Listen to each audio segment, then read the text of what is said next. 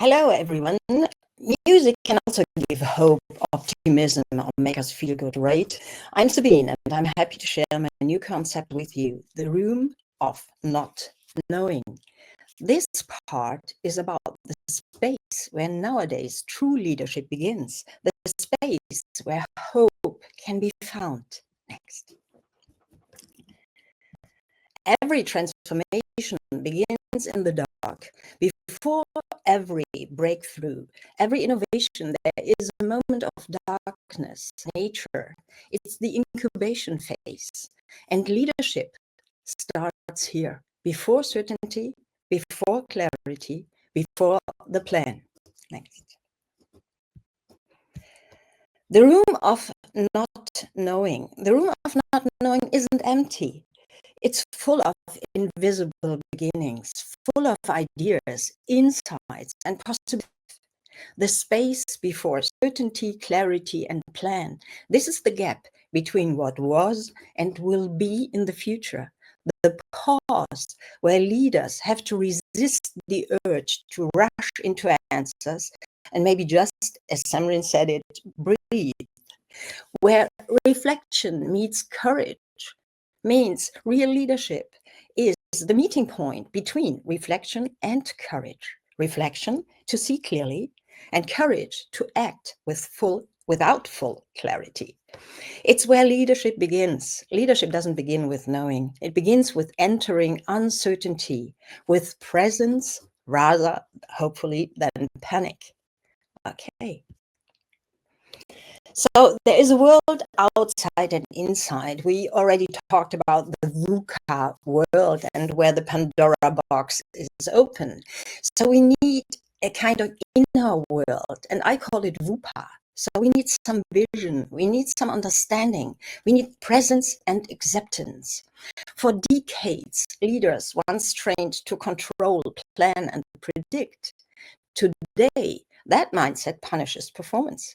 What worked in stability collapses in complexity.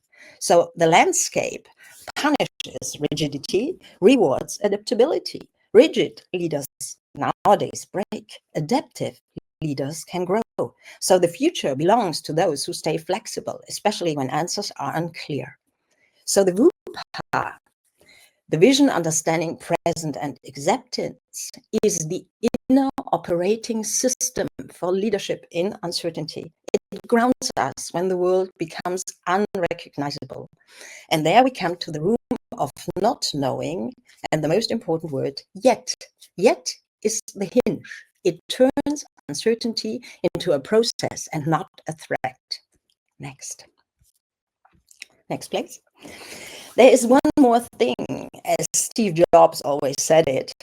So it's the power of yet. Just say, I don't know, or just say, I don't know yet. There is a difference. It's not incompetence to acknowledge that you don't know yet. It's intelligent leadership. It says, I'm learning, I'm listening. The answer will emerge. Or if we talk about, it is not known yet, sometimes the knowledge simply doesn't exist because the future hasn't formed. It is not known yet gives teams and leaders permission to explore instead of pretend. Modern leadership becomes the ability to stay grounded in not knowing yet, staying centered while everything around you is still becoming. Next, please. So the inner response, the room of not knowing, is not weakness. It's wisdom. It's the inner chamber where leaders can pause before reacting, where they tolerate to not have the answers yet. In this space, presence replaces panic and curiosity replaces control. Not yet is the brain's safety signal. This is how we prevent overreaction and can create clarity. Psychological function is not passivity. It's honestly upside the amygdala, which reduces fight or flight response. We activate the prefrontal cortex, and only then we can go with empathy, creativity, and the possibility of real thinking. So This opens the field for new meaning. When we stay in the space of not knowing yet, meaning has room to emerge. New patterns can become visible.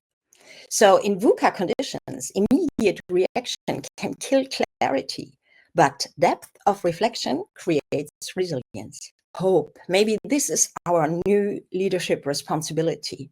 If we take hope as an acronym for H, holding the space, O for openness in terms of staying receptive to signals, insights, and emerging truth. P for people, because humanity must come before process. And E for empathy, honoring the emotional reality of change. So our task is simple: keeping the light alive when others lose sight. So the future begins here and now. It doesn't start with certainty.